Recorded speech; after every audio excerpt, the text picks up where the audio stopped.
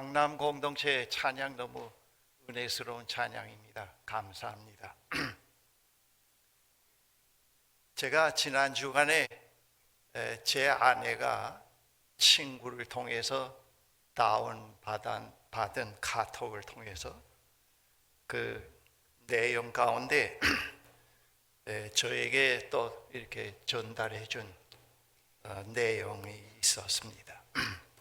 그래서 제가 그걸 읽어보니까 너무 감동적이 돼서 오늘 설교 시간에 여러분들과 함께 먼저 나누고자 하는 마음이 들어서 그 이야기를 먼저 소개하고자 합니다. 그 제목이 1달러를 가진 소년의 하나님 사기입니다. 1달러로 하나님을 산다 하는 것입니다. 그 실화라고 합니다. 20세기 초 미국 서부 작은 도시에서 일어난 아주 감동적인 이야기입니다. 10살 정도인 남자아이가 1달러를 손에 꼭 쥐고 거리에 있는 상점마다 들어가서 가게 주인에게 이렇게 물었습니다. 안녕하세요. 혹시 하나님을 파시나요? 가게 주인들은 안 판다고 말하거나 또 너무 상식 밖의 이야기에 장사를 방해한다고 내쫓기도 했습니다. 해가 점점 지고 있었지만은 아이는 끝까지 포기하지 않고 69번째 가게에 들어갔습니다. 안녕하세요. 혹시 하나님을 파시나요? 예순이 넘어 보이는 백발의 가게 주인이 미소를 지으면서 아이에게 물었습니다. 아이야, 하나님을 사서 뭘 하려고 하느냐?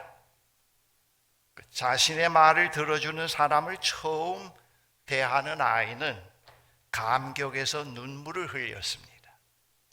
아이는 노인에게 자신의 사연을 털어놓았습니다. 그 아이의 사연은 이러합니다. 아이의 부모는 오래전에 아주 어릴 때 세상을 떠나서 자기가 삼촌이랑 같이 산다고 했습니다. 하지만 삼촌마저 건축 현장에서 떨어지는 사고를 당해서 현재 혼수 상태에 빠졌다고 했습니다. 그래서 삼촌을 치료하던 의사는 아이에게 삼촌을 구해줄 것은 하나님밖에 없다고 했습니다. 아이는 이 말을 듣고 하나님이라는 것이 정말 신기한 물건이구나라고 생각을 했습니다. 아이는 의사에게 내가 하나님을 사와서 삼촌에게 먹일게요. 그러면 꼭 나을 거예요 라고 말하고 하나님을 사러 나왔다고 했습니다. 아이의 말을 들은 노인은 눈시울이 붉어진 채 물었습니다. 도대체 돈은 얼마나 갖고 하나님을 살려고 하느냐? 1달러예요. 노인은 이렇게 말합니다. 마침 잘 됐구나. 하나님은 딱 1달러거든. 노인은 아이의 돈을 받고 선반에 있던 하나님 키스라고 하는 음료수를 건네주었습니다. 여기 있단다 아이야. 이 하나님을 마시면 삼촌이 아마 금방 나을 거야. 아이는 기뻐하며 음료수를 품에 안고 쏜살같이 병원으로 뛰어갔습니다. 삼촌, 내가 하나님을 사왔어요. 곧 삼촌이 나을 거예요. 그랬습니다. 다음 날 세계 최고의 의료 전문가들 몇 명이 전용기를 타고 이 작은 도시에 몰려왔습니다. 그리고 아이의 삼촌의 상태를 진찰했습니다. 최고의 의료진들의 치료 덕분에 아이의 삼촌은 병이 낫게 되었습니다. 삼촌이 퇴원할 때 천문학적인 병원 고지서를 보고 깜짝 놀라 쓰러질 뻔했습니다. 하지만 병원 측은 어떤 억만장자 노인이 이미 다 비용을 전부 지불했다고 말했습니다. 삼촌을 진료한 의사들도 노인이 고용한 사람들이었습니다.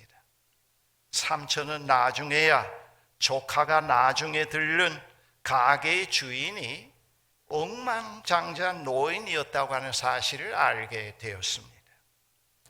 감격한 삼촌은 아이와 함께 노인의 가게로 찾아갔지만은 노인은 이미 여행을 떠난 뒤였습니다. 가게 점원은 삼촌에게 노인의 편지를 전했습니다. 젊은이, 나에게 고마워할 필요 없네. 사실 모든 비용은 자네 조카가 다 낸 것이니 그것과 다름없어. 자네에게 이런 기특한 조카가 있다고 하는 것이 정말 행운이라고 말해주고 싶네.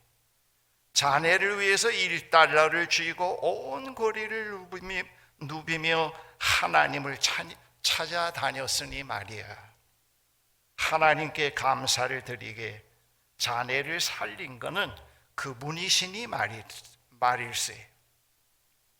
삼촌을 살리기 위해 1달러를 손에 들고 길거리를 헤매던 10살 난 아이의 기도를 들어주신 하나님은 오고 계시는 하나님이십니다. 그분은 창조 때의 모든 생물과 함께 계속 자기의 형체로 되어 오시는 그런 하나님이 아니고 영원한 시간 속에서 오고 계시는 그런 하나님이십니다. 하나님은 과거의 어느 한 시점에서 오시는 분이 아닙니다. 그분은 영원의 시간에서부터 오고 계십니다. 지금도 오고 계십니다. 이것이 하나님의 독특한 존재 방식입니다. 우리 피조물과 다른 존재 방식입니다. 바로 그 오시는 하나님은 창조주시요 구원자이시며 사랑이시며 공의와 평화의 하나님이십니다. 이분 하나님은 그 10살 난 어린아이의 순전한 기도를 물리치지 않으신 그런 하나님이십니다. 본 시편은 오시는 하나님으로부터 구원을 경험한 사람들이 구원의 하나님을 찬양하는 시입니다. 본 시편은 크게 두 부분으로 나누어집니다. 전반 1절에서 32절은 구원의 하나님을 찬양하는 내용이며 후반 33절에서 43절은 인간과 자연을 통치하시며 섭리하시는 하나님에 대한 이야기입니다. 오늘 제 설교는 전반의 내용에 국한이 되겠습니다. 시편 전반은 여러 가지 어려움과 시련을 겪은 사람들이 구원의 기쁨을 노래한 시입니다. 이 시편에 나타나 있는 어려움과 시련은 전쟁, 감옥 생활, 질병, 폭풍의 바다입니다. 어떤 이들은 전쟁에서 패하였고 어떤 이들은 어두운 지하 감옥에 갇히기도 하였습니다. 어떤 이들은 질병과 바다의 폭풍을 겪기도 하였습니다. 그러한 어려움과 시련을 겪은 사람들이 후에 그들 자신의 과거를 회상해 보았을 때 자신들이 그러한 상황에 결코 홀로 내버려져 있지 않았음을 깨닫게 되었습니다. 그들이 전혀 불가능한 절망의 상황에서 구원을 받았을 때 경험한 한 가지 공통된 경험은 그들을 구원하여 주신 긍휼의 하나님을 찬양하고 감사하려고 하는 마음이었습니다. 바로 그것이 이 시편의 시작입니다. 이 시편에서 찬양과 감사가 이렇게 시작됩니다. 1절, 3절 세 번역입니다. 주님께 감사하여라. 그는 선하시며 그 인자하심이 영원하다. 주님께 구원받은 사람들아, 주님께 감사의 말씀을 올려라. 동서남북 사방에서 주께서 모인 사람들아, 주님께 감사의 말씀을 올려라. 이 시편에는 말씀드린 대로 네 가지 고난의 상황들이 나타나 있습니다. 그 첫째 상황은 사막입니다. 시야에 들어오는 전경은 어디에나 모래밖에 없습니다. 나무도 풀도 식물이라고는 아무것도 없습니다. 모래를 움직이는 바람 소리가 간신히 들릴 뿐 모두가 침묵뿐입니다. 먼 곳에서 한 무리들이 오고 있는데 그들을 자세히 들여다보니 그들의 입은 옷은 먼지로 덮여 있고 머리는 바람에 날려서 흩어져 있고 얼굴은 햇빛에 타서 검어져 있고 눈은 충혈되어 있고 입술은 말라서 터져 있습니다. 그들은 사막에서 길을 잃었습니다. 그들은 사막에서 더 이상 걸을 수 없을 때까지 헤매었습니다. 그들은 모든 희망을 잃어버렸습니다. 이 장면은 바벨론 포로에서 돌아오는 이스라엘을 묘사한 것입니다. 본문의 이러한 절망적인 상황이 4절, 5절에 이렇게 기록이 되어 있습니다. 어떤 이들은 광야의 사막에서 길을 잃고 사람이 사는 성읍으로 가는 길을 찾지 못했으며 배고프고 목이 말라 기력이 다 빠지기도 하였다. 이 절망적이고 암울한 상황에서 갑자기 발견된 사막의 오아시스와 같은 희망의 분기점이 있습니다.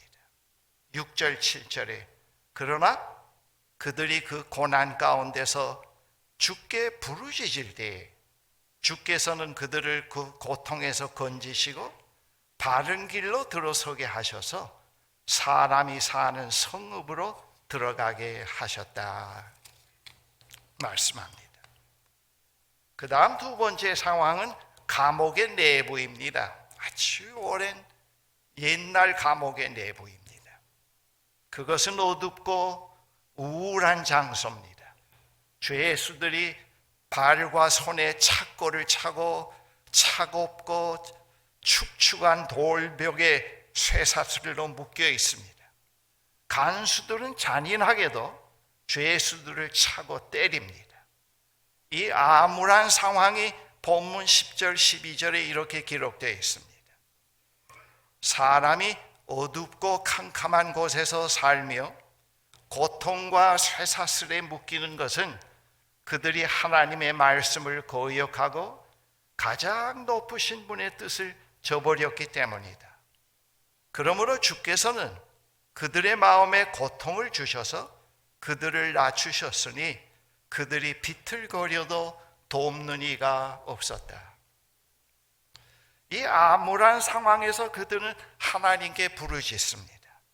그때 갑자기 감옥이 흔들리며 놋대문이 부서지고 쇠빗장이 꺾였습니다. 이 두 번째 장면의 희망의 분기점이 13절, 14절에 이렇게 기록되어 있습니다. 그러나 그들이 고난 가운데서 주께 부르짖을 때에 그들을 그 곤경에서 구원해 주셨다. 어둡고 캄캄한 데서 건져주시고 그들을 얽어맨 사슬을 끊어주셨다. 주께서 놋대문을 부수시고 쇠 빗장을 깨뜨리셨기 때문이다. 세 번째 상황은 매우 처참하고 불쌍한 장면인데요. 거기에 온갖 질병으로 아픈 사람들이 여기저기 널려져 누워 있습니다. 그들은 너무 아파서 음식을 먹어도 일어나지 못합니다. 여기저기서 신음소리가 들려옵니다. 본문에 이 장면이 17절, 18절에 이렇게 기록이 되어 있습니다. 어리석은 자들은 반역의 길을 걷고 죄악을 저지르다가 고난을 받아 밤낮까지 이뤘으니 이미 죽음의 문턱에까지 이르렀다. 역시 여기에도 희망의 분기점이 나타나 있습니다. 19절 20절에 그때에 그들이 고난 가운데서 주님께 부르짖으니 주께서 그들을 곤경에서 구원해 주셨다. 단 한마디 말씀으로 그들을 고쳐주셨고 그들을 멸망의 구렁이에서 끌어내어 주셨다. 마지막 상황의 배경은 바다입니다. 섬이라고는 하나도 보이지 않는 망망대해입니다. 거기에 고대의 돛단배들이 정상적인 항로를 따라서 바다를 항해하고 있습니다. 그 목적지는 어딘지 잘 모릅니다. 갑자기 멀리서 폭풍 구름이 나타납니다. 차가운 바람이 불기 시작합니다. 이어서 빗방울이 떨어지기 시작하면서 하늘은 점점 어두워집니다. 바람이 더 강해집니다. 비는 옥수같이 쏟아지며 파도가 크게 일기 시작합니다. 처음에는 배 안에 있는 누구도 불안해하지 않았습니다. 그들은 폭풍우를 여러 번 겪었기 때문에 확신에 찬 모습으로 일상적인 일을 해나가고 있었습니다. 그러나 공포가 그들을 둘러싸기 시작합니다. 뱃사공들은 동료들의 얼굴에서 공포를 읽을 수 있습니다. 사람들은 술 취한 것처럼 비틀거립니다. 금방이라도 그 배는 부서져서 가라앉을 것 같습니다. 공포로 가득한 분위기가 본문 23절, 27절에 이렇게 기록이 되어 있습니다. 배들은 하늘 높이 떠올랐다가 바다 깊이 잠긴다. 그런 위기에서 사람들은 얼이 빠지고 간담이 녹는다. 그들이 모두 술 취한 사람처럼 비틀거리며 흔들리니 그들의 지혜가 모두 쓸모없이 된다. 다시 이 시편의 중심된 내용이 나타납니다. 28절 30절에 그러나 그들이 고난 가운데서 주님께 부르짖을 때에 그들을 곤경에서 벗어나게 해주신다. 폭풍이 잠잠해지고 물결도 잔잔해진다. 사방이 조용해지니 모두들 기뻐하고 주님은 그들이 바라는 항구로 그들을 인도하여 주신다. 그리고 이 시편은 다시 이렇게 결론을 덧붙이고 있습니다. 31절 32절에 주의 인자하심을 감사하여라. 다 같이 한번 읽어보십시다. 시작. 31절 32절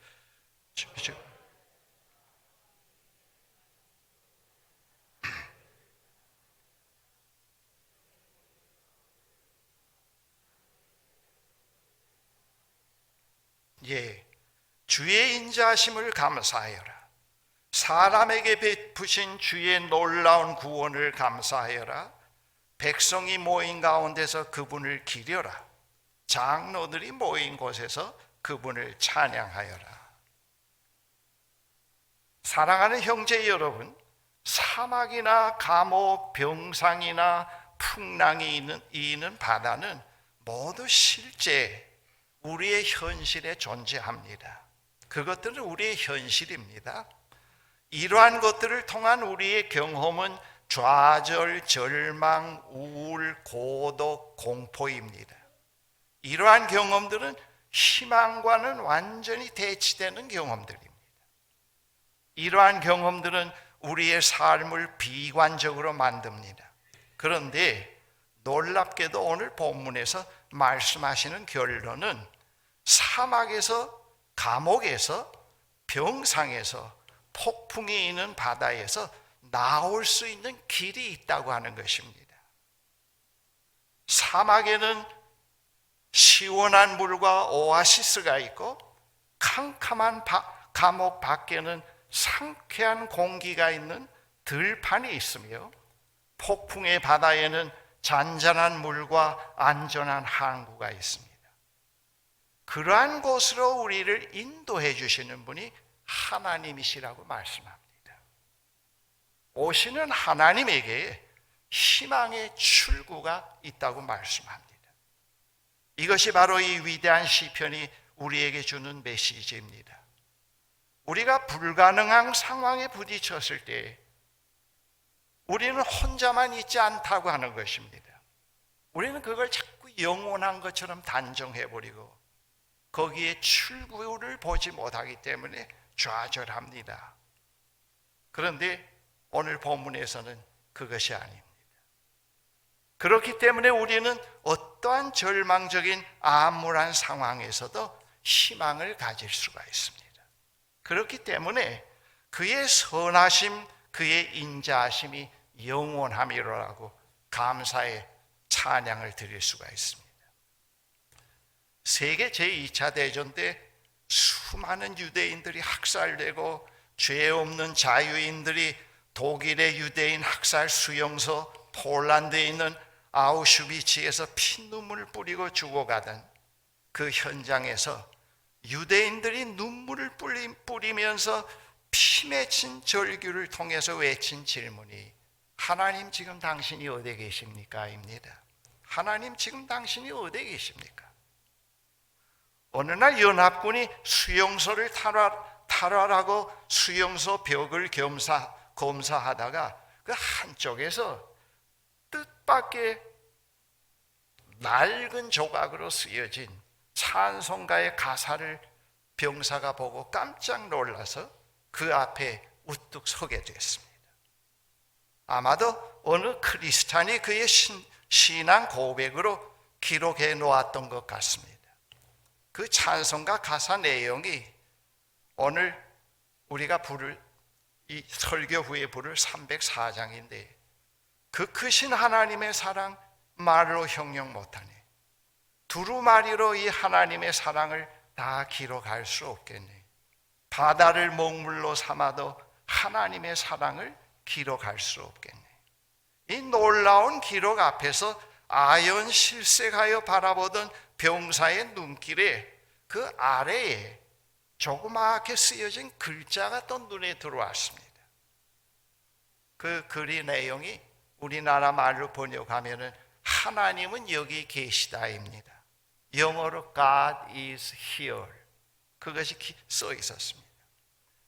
아우슈비츠라고 하는 매우 극한적인 상황 너머에서 오시는 하나님에게 그 상황과는 전혀 다른 희망의 현실이 있었던 것입니다. 그런 절망적인 상황에서 이 감옥에 있는 크리스찬은 그 때를 보고 있었던 것입니다. 우리의 희망은 바로 그 오시는 하나님에게 있습니다. 우리의 생의 모든 물음에 대한 해답이 바로 오시는 하나님에게 있습니다.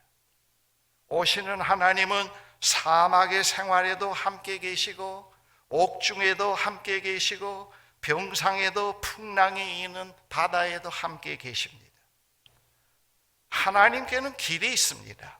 그래서 하나님을 믿는 사람들은 어떠한 어려움 가운데서도 절망하거나 좌절하지 않고 오시는 하나님을 신뢰하면서 하나님이 하시는 일을 기다리게 됩니다.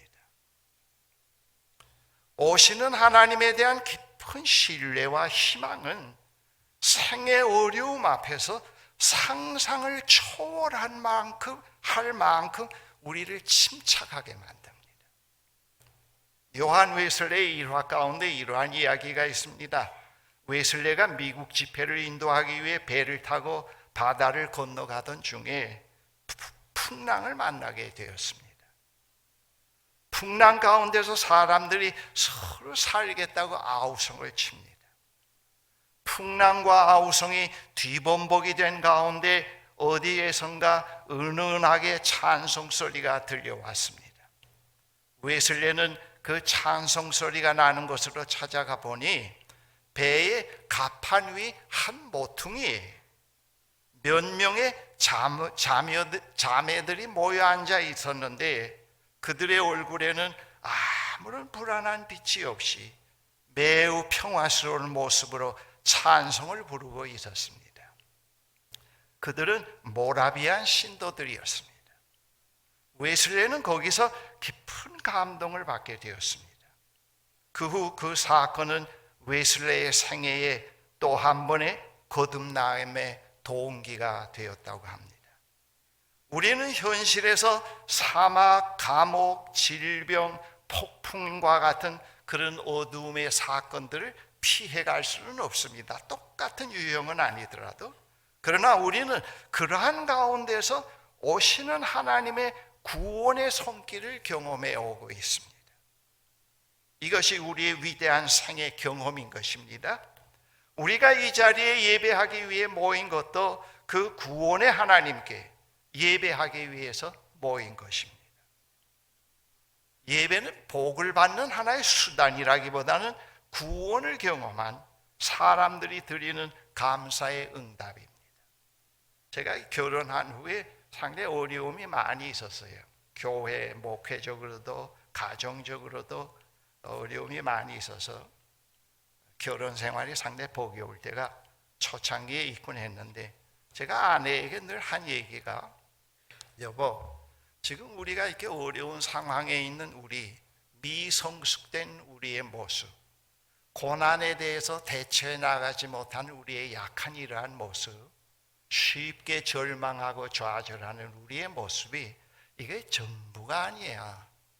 세상 떠날 때까지 더 이상 되어가지 못하는 것으로 운명 지어진 우리가 아니야. 저 오고 계시는 하나님의 희망과 사랑 가운데 있는 우리의 부부의 모습, 부부와 우리 가정의 모습은 이거와는 너무 엄청난 차이가 있어. 우리는 그것을 붙잡자고 그렇게 얘기하곤 했습니다. 그렇게 얘기하면서 우리는 그 희망의 시간을 바라보면서 살아왔는데, 지금 이 80이 다 가까워가면서 지나오면서 보니까 그런 조그마한 믿음이 그때와 상당한 차이를 만들어냈네요. 고난을 대처하는 보다 능숙한 스킬이 생겼고, 고난의 허구성을 보게 됐고, 하나님의 참되심과 인자하심이 진짜라고 하는 확신을 갖게 됐고, 소유의 허구성을 알게 되었고, 권력을 잡고 의시되는 인간들의 어리석음을 보게 되었고, 아무리 정권의 바뀜에 따라서 되어지는 갈등과 어려움과 좌절이 영구한 것이 아니고, 그 이후에 또 하나님이 준비하시는 심판의 내용을 보곤 합니다. 그래서 어떤 정권에서라도 아부하지 않고 좌절하지 않고 희망을 가지고, 그렇다고 숨고 도피가 아니고 계속해서 침착한 태도로 우리가 해야 할 일을 해야 된다고 하는 생각으로 살아오고 있는데, 이거 어떤 신학적인 이론이 아니고 이제는 좌우명처럼 됐네요. 이 좌우명이 노년의 삶을 얼마나 참 편안하게 하는지요. 이건 사실입니다. 여러분, 현재 우리의 이 모습이 전부 다라고 하면, 우리 국가의 모습이 이게 다라고 하면, 이 어리석은 인간들이 정치 무대에서 날뛰는 것이 전부 다 우리의 미래에 전부 다라고 하면 어떻게 살겠습니까? 그런데 저기 너머에 하나님이 오고 계십니다. 그분에는 평화, 정의, 공의, 사랑, 구원이 있습니다. 큰 교회 목사가 될 거라고 하는 그런 희망이 아니었습니다. 그건 아무것도 아니에요, 사실. 그 하나님. 그래서 제가 살아오면서 한 번도 다 이제는 됐다고 한 적이 한 번도 없습니다. 그 하나님의 희망 속에 있는 우리의 미래는 계속 쟁취해 가야 할 것이요, 순종으로 그것이 되어가는 삶을 배워야 할 것이라는 것을 늘 알고 있는데, 이제 앞으로 얼마 더 살진 모르겠습니다만은 계속 되어간다고 저는 생각합니다. 오시는 하나님 안에 있는 삶, 소유에서 자유하게 하고 명예에서 자유하게 하고 그렇습니다. 질투와 시기에서 자유하게 만들고 세상을 이기는 방법을 깨닫게 되고, 어려움을 당할 때 그 어려움을 해결하는 방법이 어디에 있다는 것을 알게 되고 말이죠. 바로 이 하나님은 지금도 오고 계십니다. 2018년도에도 이 한 해를 마감하면서 하나님은 지금 오고 계십니다. 너무 이 현실의 정치 무대, 역사 무대에서 어처구니 없이 날뛰고 있는 이들 때문에 상심하지 맙시다. 그러나 우리는 깨어 있어야 합니다. 지혜로워야 합니다. 이들이 마음대로 할 수 없는 민중으로 서 있어야 됩니다. 두려워할 수 있는 대상으로 서 있어야 합니다. 하나님이 오고 계십니다. 우리는 하나님의 백성들입니다. 하나님에 의해서 용서되고, 하나님에 의해서 화해되고, 하나님에 의해서 치유되고, 하나님에 의해서 계속 길들여져 가고 있는 우리들 아닙니까? 저 희망의 하나님 안에서 우리는 그것을 붙잡아야 합니다. 사랑하는 우리 모세골 공동체 형제자매 여러분, 여러분들이 유 목사님과 함께 금년 한 해 또 그 희망의 하나님 안에 있는 그 미래를 향해서 오고 있습니다. 또 내년 한 해도 또 그렇게 갈 수 있다고 믿습니다. 우리 거기에 희망을 둡니다. 지금 수준이 전부 다라고 하면 이거 얼마나 절망적이겠습니까? 그렇죠? 우리 공동체적으로도. 그러나 하나님에 대한, 하나님께서 우리 각자 가정에 대해서, 우리 모세골 공동체 교회에 대해서, 한국 교회에 대해서 하나님이 갖고 계시는 생각이 있습니다. 우리는 현실의 교회에 대해서 교회를 들여다보면서 너무 낙심하지 맙시다. 어떤 분이 망할 교회는 다 망해야지 그런 얘기하는 걸 들었습니다. 그렇죠. 망할 건 망해야죠. 뭐그 망할 걸 붙잡고 자꾸 좌절할 필요는 없지 않겠습니까? 그렇죠? 우리 희망의 하나님이 금년 한 해도 나 개인에게, 가정에게, 우리 교회와 한국 백성들에게 이 우주에 오고 계셨고, 그것이 우리의 현실이었고, 그 오고 계시는 하나님 안에서 경험한 그 현실이 부분적이고 지극히 부분적인데 너무 좋기 때문에 우리는 계속해서 그 희망의 시간을 계속 오기를 기다리고 있는 거 아닙니까? 그렇죠? 기다리고 있습니다. 내년에도 또 우리는 그런 믿음과 그런 희망을 가지고 새해를 시작해야 합니다. 그렇기 때문에 우리는 기도합니다. 그게 없다면 어떻게 기도가 가능하겠습니까? 그렇죠? 기도는 우리의 신념이 아닙니다. 푸닥거리도 아닙니다. 하나님이 오고 계시기 때문에 우리는 그 보좌 앞에 나가서 허세와 거짓을 다 벗어버리고 절규하게 됩니다. 살려주세요. 1달러를 가지고 말이죠, 하나님을 사겠다고 나서는 그 어린아이의 믿음처럼 그런 순전한 마음으로 우리는 한 해를 또 하나님의 시간을 기다리면서 살아가게 됩니다. 기도하십시다. 전능하신 하나님 아버지, 2018년도 금년 한 해가 다 저물어 가는 이때입니다. 우리가 또 오시는 하나님을 기다리면서 한 해를 살게 됐고 또 한 해를 마감하게 됩니다. 새해에도 역시 하나님은 오시고 계십니다. 오시는 하나님을 기다리면서 하나님과 함께 새해를 또 시작하게 된다고 하는 것 얼마나 감사한지 모르겠습니다.